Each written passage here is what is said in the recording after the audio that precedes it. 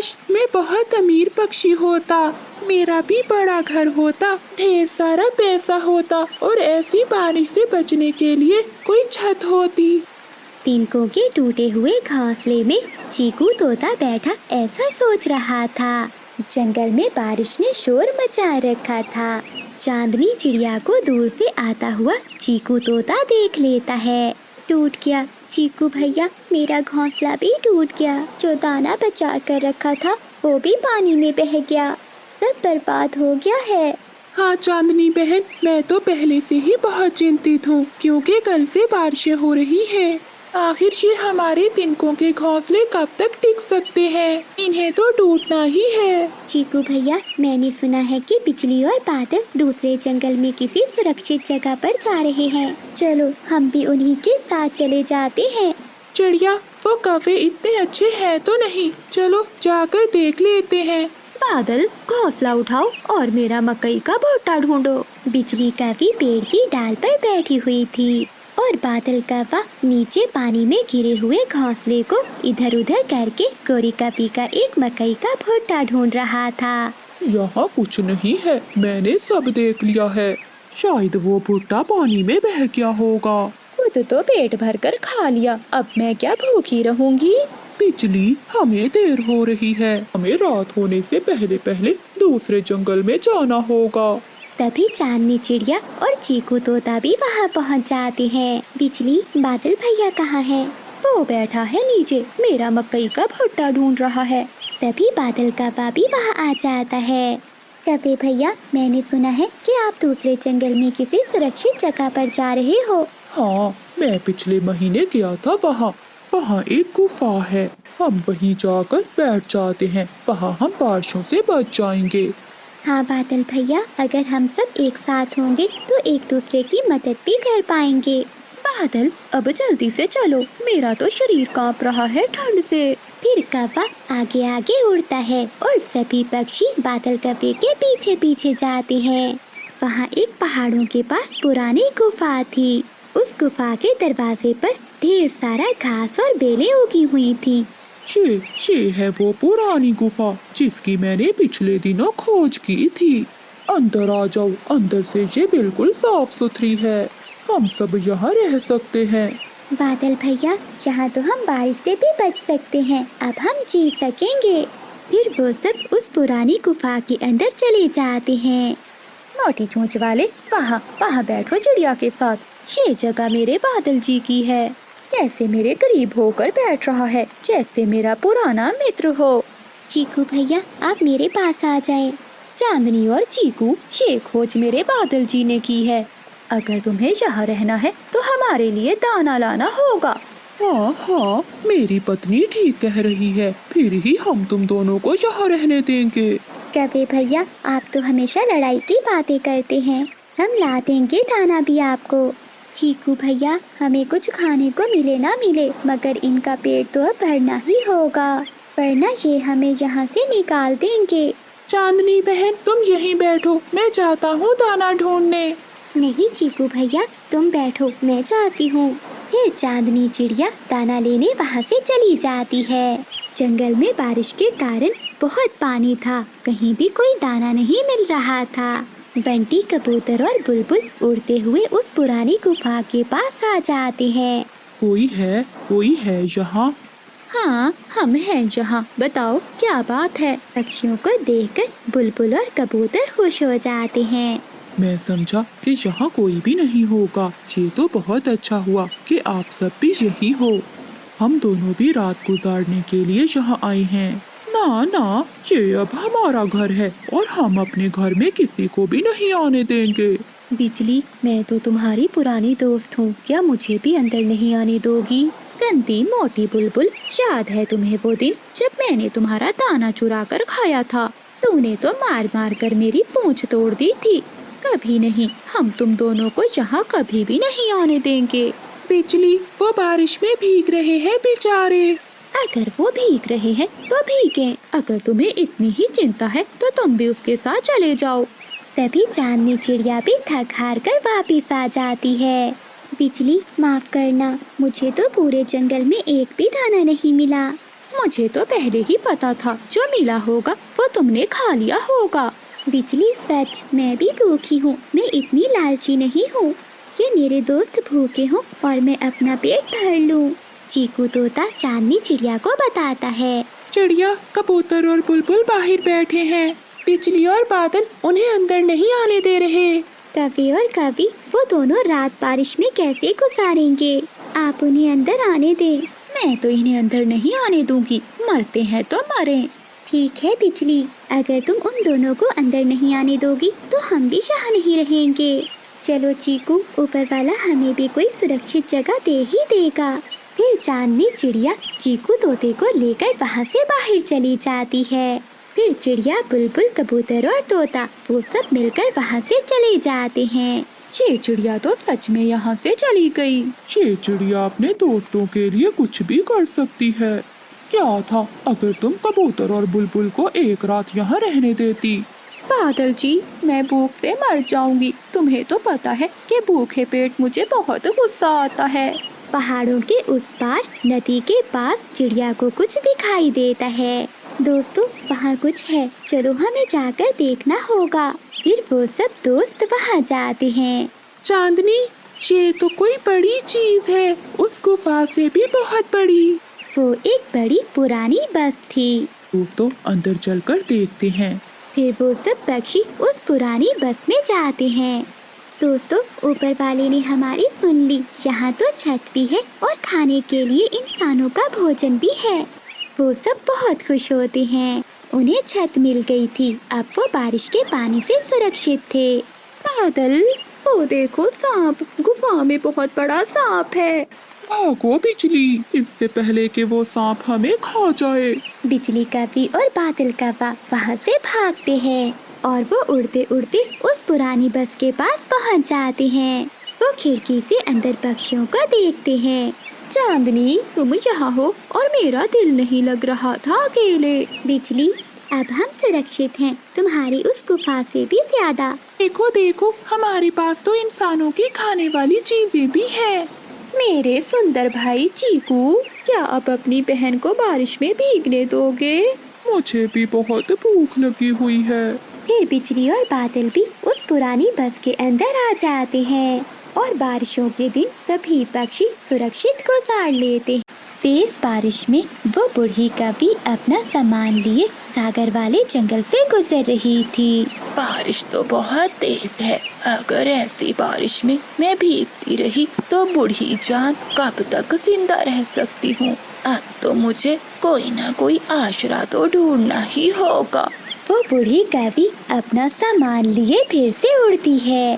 बिजली, आज तो रसोई से बहुत अच्छी खुशबू आ रही है। क्या बना रही हो तुम? तभी बिजली कवि रसोई से खिचड़ी लेकर बाहर आती है। बादल जी, खुशबू कैसे ना आती? बिजली ने पहली बार खिचड़ी जो बनाई है। वाह वाह बिजली, परंतु ये चावल कहाँ से आए?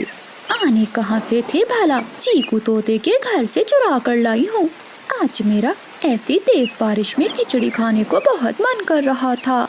अब जल्दी से खा लो वरना खिचड़ी ठंडी हो जाएगी। वो दोनों पति पत्नी खिचड़ी खाने लगते हैं तो दरवाजे पर दस्तक होती है। बादल जी, इस समय अब कौन आ गया है? ऐसी तेज बारिश में भी पक्षियों को अपने घरों में आराम नहीं आता। फिर वो दोनों पति पत्नी घर के बाहर आते हैं। कहो, मेरी मदद करो, बारिश बहुत तेज है। बारिश रुकने तक मुझे अपने घर में आश्रय दे दो। नाना बुढ़िया, हमारा घर तो पहले ही बहुत कमजोर है, हम तुझे अपने घर में नहीं रख सकते। बेटी, मैं अपने घर जा ही रही थी कि रास्ते में बारिश शुरू हो गई। अब तो रात भी बहुत हो चुकी है। मेरा घर पहाड़ों के दूसरी दिशा में है। अगर इस समय मैं चली भी गई तो पहाड़ों वाली चीलें मुझे खा जाएंगी।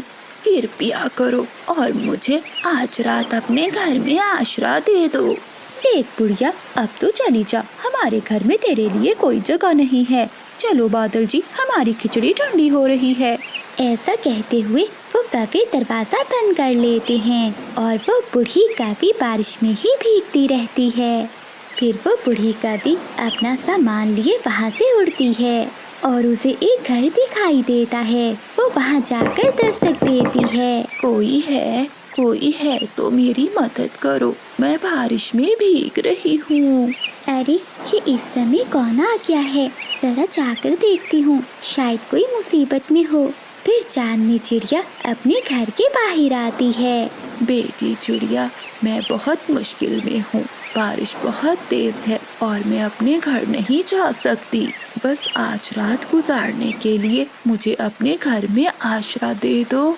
माँ जी, इसमें पूछने वाली कौन सी बात है, आप अंदर आ जाइए। फिर चांदनी चिड़िया बूढ़ी कवि को अपने घर में ले जाती है। चिड़िया, तुम्हारा बहुत बहुत धन्यवाद जो तुमने मेरी मदद की। नहीं माँ जी, ऐसी कोई बात नहीं, आप ये दाना खा लीजिए, आपको भूख लगी होगी। फिर बूढ़ी कवि भोजन खा लेती है। फिर वो दोनों सो जाती हैं। अगली सुबह बारिश भी रुक जाती है। चिड़िया बेटी, तुम बहुत अच्छी हो, मैं तुम्हें कुछ देना चाहती हूँ। ये लो, ये सेब का बीज है, तुम इसे अपने आंगन में दबा देना और देखना बहुत जल्दी बहुत बड़ा सेब का पेड़ लग जाएगा। ऐसा कहते हुए वो बूढ़ी कवि वहाँ से चली जाती है। फिर चांदनी चिड़िया वो बीज अपने आंगन में बो देती है। अब मैं जल्दी से भोजन ले आती हूँ, कहीं फिर से बारिश न शुरू हो जाए।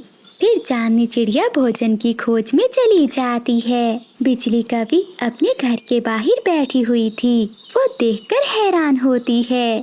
बादल जी जल्दी आओ, जरा देखो। बादल कव्वा जल्दी से बाहर आता है। क्या हुआ बिजली, क्यों इतनी सुबह सुबह शोर मचा रही हो, सोने भी नहीं देती? वो देखो बादल, चिड़िया के आंगन में कितना बड़ा सेब का पेड़ है और उस पर लाल लाल रंग के सेब भी लगे हुए हैं। बिजली, ये कैसे हो गया? कल तो यहाँ एक पत्ता भी नहीं था और आज ये सेब का पेड़। चलो पास चलकर देखते हैं। फिर बिजली और बादल चिड़िया के सेब के पेड़ के पास जाते हैं और वो कुछ सेब तोड़कर खाने लगते हैं। बिजली, ये सेब तो बहुत मजे का है। बादल, मुझे लगता है कि चिड़िया को इस पेड़ का पता नहीं है, तभी तो वो भोजन लेने गई है। अगर उसे पता होता तो वो भोजन लेने क्यों जाती? हाँ बिजली, तुम ठीक कह रही हो, लेकिन अब हम उस चांदनी को ये पेड़ नहीं लेने देंगे। फिर वो दोनों पति पत्नी उसी पेड़ पर अपना एक घोंसला बना लेते हैं। शाम को चिड़िया जब दाना लेकर वापस आती है तो वो सेब के पेड़ को देखकर बहुत हैरान होती है। अरे, ये तो मैंने सुबह ही सेब का बीज लगाया था, इतनी जल्दी ये पेड़ भी उग गया। ये जरूर जादुई सेब का पेड़ होगा। चिड़िया पेड़ के नीचे बैठी हुई थी, तभी वो कव्वे भी वहाँ आ जाते हैं। अरे ओ छोटी चिड़िया, यहाँ क्या कर रही हो? चलो जाओ यहाँ से। क्या मतलब बिजली, ये पेड़ मेरा है और मैंने ही सुबह इसका बीज बोया था। चांदनी, इस पेड़ पर हमने अपना घोंसला बनाया है और आज से ये पेड़ हमारा है। चली जाओ यहाँ से, वरना मार मार कर पंख तोड़ दूंगा मैं तुम्हारे। चांदनी चिड़िया तो पहले ही बहुत भोली भाली थी। वो कौवों से डर जाती है और वहाँ से चली जाती है। ऐसे ही कुछ दिन बीत जाते हैं। एक दिन वो बूढ़ी कवि फिर से चिड़िया के पास आती है। माँ जी, आप तो वही है ना जो मुझे सेब का बीज देकर गई थी? हाँ बेटी, मैं वही कव्वी हूँ, लेकिन बेटी उस पेड़ पर तो कव्वे सो रहे हैं। बेटी, वो कोई साधारण बीज नहीं था, वो एक जादुई बीज था। फिर चांदनी चिड़िया सारी बात बूढ़ी कवि को बता देती है। बेटी, ये कव्वे बहुत चालाक हैं, इन्हें सबक सिखाना ही होगा।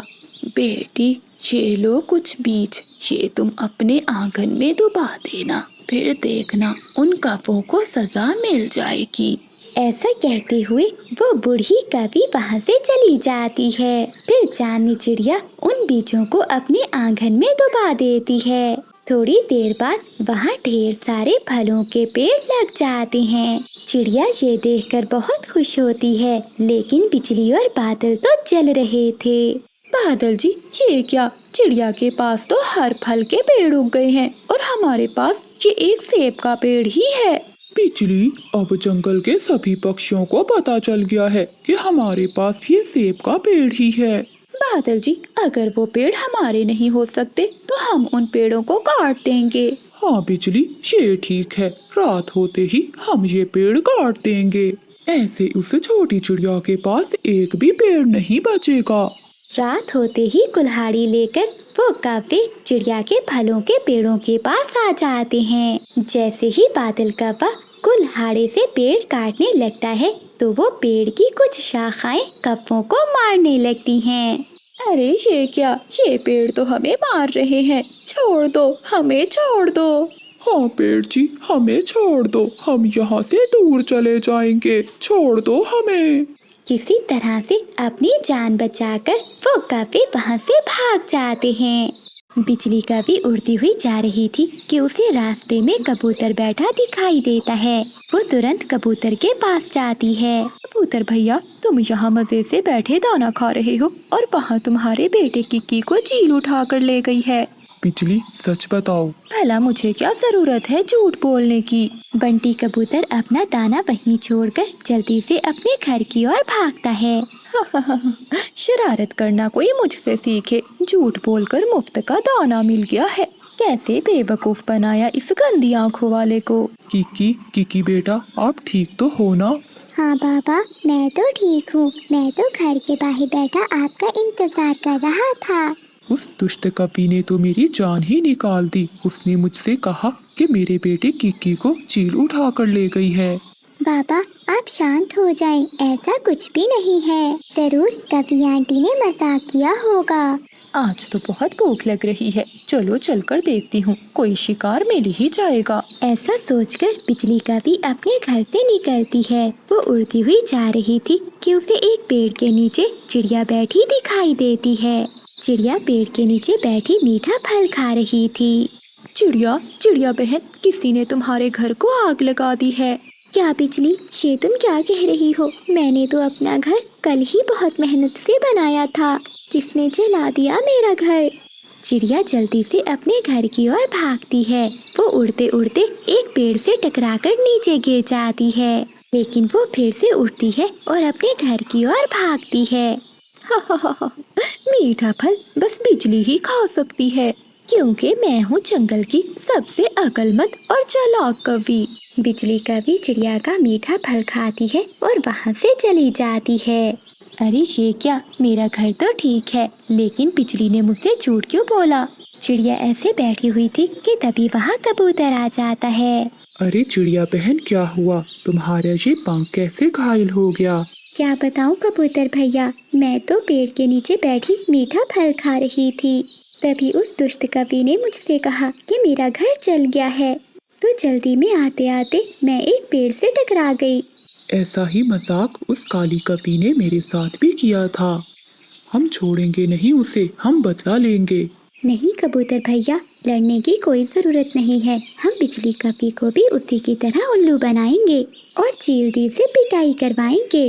फिर चिड़िया अपनी सारी योजना कबूतर को बताती है। शाम के बाद चिड़िया कपी के घर के पास जाती है और उसके घर के बाहर बैठकर गुलाब जामुन खाने लगती है।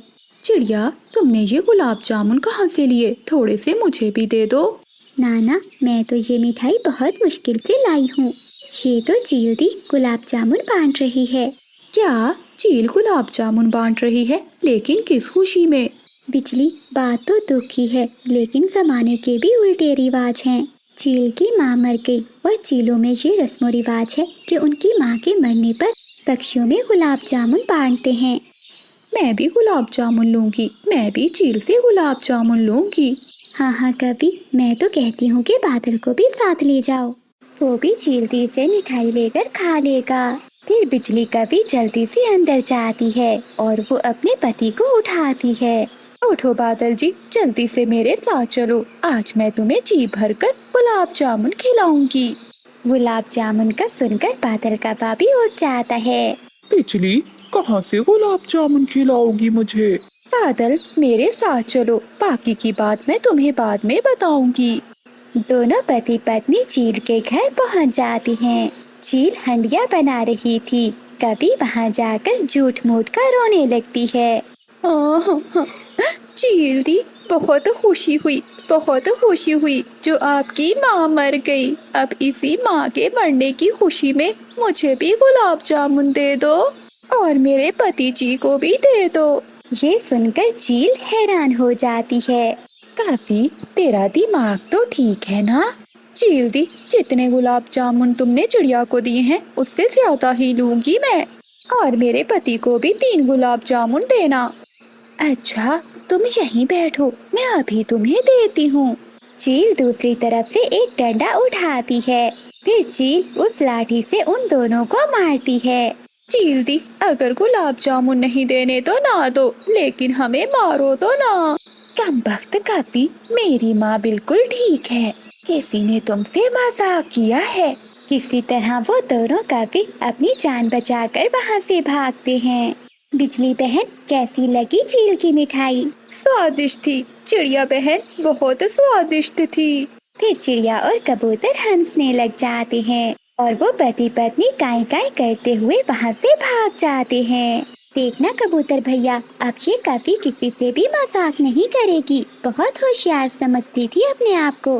फिर चिड़िया और कबूतर भी अपने अपने घरों को चले जाते हैं। तेज बारिश में बादल कव्वा अपने घर के बाहर बैठा हुआ था। ये पक्षी भी बहुत चालाक हो गए हैं। क्या जाता है इनका, अगर एक दाना मुझे दे दिया करे। अब तो जंगल का कोई पक्षी भी मेरा विश्वास नहीं करता। क्या करूं मैं? आज तो भूख भी बहुत लगी है और ऐसी बारिश में अब मैं दाना कहाँ से ढूंढने जाऊंगा। तभी उसे दूर से बंटी कबूतर दाना लेकर आता हुआ दिखाई देता है। ये कबूतर तो मेरा बहुत बड़ा दुश्मन है, ये तो कभी मेरी बातों में नहीं आएगा। तभी कफे के दिमाग में एक नई शरारत आती है। जैसे ही कबूतर कफे के पास पहुंचता है तो बादल कव्वा नीचे लेट जाता है और अपनी आंखें बंद करके जोर जोर से हिलने लगता है। कफे को ऐसा करता हुआ देखकर कबूतर जल्दी से वहाँ आता है। बादल कव्वे, क्या हुआ तुम्हें? लेकिन कव्वा कोई जवाब नहीं देता और वैसे ही करने लगता है। बंटी कबूतर थोड़ा सा पानी कव्वे के मुंह में डालता है, लेकिन कव्वा फिर भी वैसा करना ही जारी रखता है। पता नहीं इसे क्या हो गया है। ऐसा करता हूँ, थोड़ा सा दाना खिलाता हूँ, शायद ये ठीक हो जाए। कव्वा जब ये सुनता है वो तो खुशी से फूल जाता है। फिर कबूतर दाना कव्वे को खिला देता है। तभी कव्वा भी उठ जाता है। बादल कव्वे, मैं तो घबरा ही गया था, तुम्हें क्या हुआ था? तुम्हें क्या बताऊं कबूतर के मुझे क्या मसला है। सभी पक्षी समझते हैं कि मैं बहुत काहिल और सुस्त हूँ, लेकिन कोई ये नहीं जानता कि मुझे कितनी बीमारियाँ हैं। 3-4 रोज से तो मैं कुछ ज्यादा ही बीमार हूँ। बैठे बैठे ही चक्कर आने लगते हैं और मन घबराने लगता है। तुम ही बताओ कबूतर कि ऐसी हालत पे मैं कैसे काम करूं? मेरी जिंदगी का तो अब कोई भी भरोसा नहीं है। बादल, ऐसा तो ना कहो, हम सब हैं ना तुम्हारे साथ। हम सबको ये तो नहीं पता था कि तुम इतने बीमार हो। मैं सभी पक्षियों से कह दूंगा कि तुम्हारा ख्याल रखें। कव्वे के दिल में तो लड्डू फूट रहे थे। फिर कबूतर वहाँ से चला जाता है। मैं भी कव्वा हूँ, जितना ऊपर से काला हूँ उतना ही अंदर से काला हूँ। ये तो मेरी शान के खिलाफ है कि मैं कोई काम करूँ। अब तो सारी जिंदगी ऐसे ही एक्टिंग कर कर खाऊंगा। फिर कबूतर चिड़िया के घर जाता है। चीकू तोता भी वहीं बैठा हुआ था। चिड़िया बहन, तुम्हें तो पता है कि बादल कव्वा कितना आलसी है, इसलिए मैं उसके सबसे ज्यादा खिलाफ हूँ। लेकिन असल बात का तो मुझे अब पता चला है। क्या हुआ बंटी भैया, आप इतने परेशान क्यों लग रहे हो? चिड़िया बहन, वो कव्वा तो बहुत बीमार है। उसको तो ऐसी बीमारी लगी हुई है कि वो बीमारी मेरी समझ में भी नहीं आई और ना ही उस बीमारी का कोई इलाज है। मैं इसीलिए यहाँ आया हूँ कि इस मुश्किल समय में हमें उसे अकेला नहीं छोड़ना चाहिए। हाँ कबूतर, तुम ठीक कह रहे हो। उसने आज तक हमारे जंगल में कुछ भी अच्छा नहीं किया, लेकिन जो भी हो वो है तो हमारे जंगल का पक्षी। हमारे जंगल की रौनक उसी की वजह से ही है। बताओ कबूतर, हमें क्या करना होगा? मैंने सोचा है कि हम सब मिलकर बारी बारी उसे दाना दिया करेंगे। हाँ बंटी भैया, आपकी बात बिल्कुल ठीक है, हम ऐसा ही करेंगे। अगली सुबह वो तीनों पक्षी बादल कव्वे के पास जाते हैं। बादल भैया, मुझे आपसे बहुत शिकायत है। जैसा भी हो, मैंने हर मुश्किल समय में आपका साथ दिया है। आपको मुझे बताना चाहिए था अपनी बीमारी का। मानो बहन, मैं तुम्हें परेशान नहीं करना चाहता था, बस मैं अकेला ही लड़ना चाहता था। ऐसा कहते हुए कौवा फिर से वही एक्टिंग करना शुरू कर देता है। ये देखकर चिड़िया डर जाती है और वो कबूतर के बताए हुए मुताबिक एक दाना कौवे के मुंह में डाल देती है। कुछ ही देर में कौवा उठकर बैठ जाता है। कौवे भैया, आपने घबराना नहीं है, आप जल्दी ठीक हो जाएंगे। मानो बहन, मुझे लगता है अब मैं जल्दी ही मर जाऊंगा। ये बीमारी मुझे मारकर ही मेरा पीछा छोड़ेगी। अभी तो आज मुझे अपने घोंसले की मुरम्मत का काम भी करना था। जैसे ही मेरी सेहत ठीक होती है, मैं ये काम करना शुरू कर दूंगा। कौवे भैया, मैं कर दूंगी आपके घोंसले का काम। इसी हालत में मैं आपको घर का काम नहीं करने दूंगी। ठीक है चिड़िया बहन, अगर तुम कह रही हो तो ठीक है, वरना मैं खुद ही कर लेता। बेचारी चिड़िया सारा दिन जंगल से सूखे तिनके लाकर कौवे की छत की मुरम्मत करती है। अगले दिन बादल कौवे का मामा साथ वाले जंगल से आता है। वो देखता है कि सभी पक्षी कौवे की बहुत सेवा कर रहे हैं। पक्षियों के जाते ही उसका मामा बादल कौवे के पास जाता है। भांजे, क्या तुम जंगल के राजा तो नहीं बन गए जो सभी पक्षी तुम्हारी इतनी सेवा कर रहे हैं? मामा जी, ऐसा ही समझ ले। अगर आप कहें तो आपको भी ये राज बता दूं। तभी कबूतर वहीं से गुजर रहा था। वो उन दोनों की बातें सुन लेता है। मामा जी, सभी पक्षी मुझे देखकर दूर भागते थे, कहीं मैं उनसे कुछ मांग ना लूं। लेकिन इस बार मैंने भी ऐसा खेल खेला है कि आपने अपनी आँखों से देख ही लिया है। फिर बादल कौवा सारी बात अपने मामा जी को बता देता है। अरे वाह, सच में बादल, तुम्हारे जैसा दिमाग किसी का नहीं है।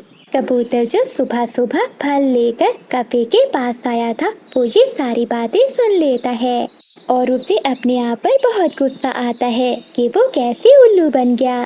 लेकिन कौवे, अब तुम इस बात की चिंता ना करो, इसका बदला तो मैं तुमसे लेकर ही रहूंगा। फिर वो सभी पक्षियों को बुलाता है और उन्हें सारी बात बताता है। लेकिन बंटी भैया, अब हम क्या करेंगे? चिड़िया बहन, हम भी उसके साथ वैसा ही करेंगे जो उसने हमारे साथ किया है। हम भी वैसी ही एक्टिंग करेंगे जैसी वो करता है। कबूतर, क्या मतलब है तुम्हारा? मेरा मतलब है कि जब भी कौवा एक्टिंग करने लगे, जो पक्षी भी वहाँ हो वो भी वैसी एक्टिंग करने लग जाए। इससे क्या होगा? इससे वो खुद ही एक्टिंग करना छोड़ देगा। अब इससे ज्यादा हम कुछ भी नहीं कर सकते। उस दिन के बाद सभी पक्षी ऐसा ही करते हैं। दोपहर को मिठू तोता कौवे के घोंसले में जाता है। तोते को देखकर कौवा वैसे ही करने लगता है। तुरंत तोता भी लेटकर अपनी आंखें बंद कर जोर जोर से हिलने लगता है। ये देखकर बादल कौवा बहुत परेशान हो जाता है। शाम को जब रानू चिड़िया आती है तो कौवा उसे देखकर भी वैसी एक्टिंग शुरू कर देता है। तो मानो चिड़िया भी कौवे की एक्टिंग करना शुरू कर देती है। कौवा तो और भी परेशान हो जाता है। मैं तो ऐसे ही एक्टिंग कर रहा था, ये सभी पक्षियों को क्या हो गया है?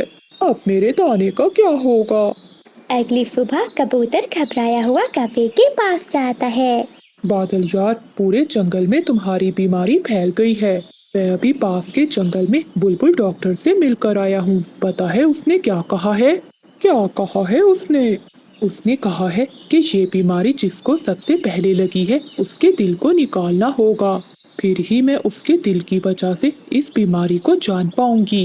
बादल यार, अब सभी पक्षियों की जिंदगी का सवाल है। मुझे पूरा यकीन है कि तुम अपने दोस्तों के लिए ये कुर्बानी जरूर दोगे। ये सुनकर बादल कौवे के तो रंग ही उड़ जाते हैं। लेकिन मुझे तो कोई ऐसी बीमारी है ही नहीं, तो क्यों मैं अपना दिल दूं? तभी बाकी सब पक्षी भी आ जाते हैं। मैं तो बस ड्रामा कर रहा था आप सबसे दाना लेने के लिए। कौवे, हम सब भी ड्रामा ही कर रहे थे तुमसे सच बुलवाने के लिए। क्या तुम खुद को ज्यादा होशियार समझ रहे थे? लेकिन तुमसे ज्यादा बुद्धू कोई भी नहीं है इस जंगल में। काश मैं बहुत अमीर पक्षी होता, मेरा भी बड़ा घर होता, ढेर सारा पैसा होता और ऐसी बारिश से बचने के लिए कोई छत होती। तिनकों के टूटे हुए घोंसले में चीकू तोता बैठा ऐसा सोच रहा था। जंगल में बारिश ने शोर मचा रखा था। चांदनी चिड़िया को दूर से आता हुआ चीकू तोता देख लेता है। टूट गया चीकू भैया, मेरा घोंसला भी टूट गया। जो दाना बचा कर रखा था वो भी पानी में बह गया। सब बर्बाद हो गया है। हाँ चांदनी बहन, मैं तो पहले से ही बहुत चिंतित हूँ क्योंकि कल से बारिशें हो रही हैं। आखिर ये हमारे तिनकों के घोंसले कब तक टिक सकते हैं? इन्हें तो टूटना ही है। चीकू भैया, मैंने सुना है कि बिजली और बादल दूसरे जंगल में किसी सुरक्षित जगह पर जा रहे हैं। चलो हम भी उन्हीं के साथ चले जाते हैं। चिड़िया, वो कौवे इतने अच्छे हैं तो नहीं, चलो जाकर देख लेते हैं। बादल, घोंसला उठाओ और मेरा मकई का भुट्टा ढूंढो। बिजली कौवी पेड़ की डाल पर बैठी हुई थी और बादल कौवा नीचे पानी में गिरे हुए घोंसले को इधर उधर करके गोरी कौवी का एक मकई का भुट्टा ढूंढ रहा था। यहाँ कुछ नहीं है, मैंने सब देख लिया है। शायद वो भुट्टा पानी में बह गया होगा। खुद तो पेट भर कर खा लिया, अब मैं क्या भूखी रहूंगी। बिजली, हमें देर हो रही है। हमें रात होने से पहले पहले दूसरे जंगल में जाना होगा। तभी चांदनी चिड़िया और चीकू तोता भी वहाँ पहुँच जाते हैं। बिजली, बादल भैया कहाँ है?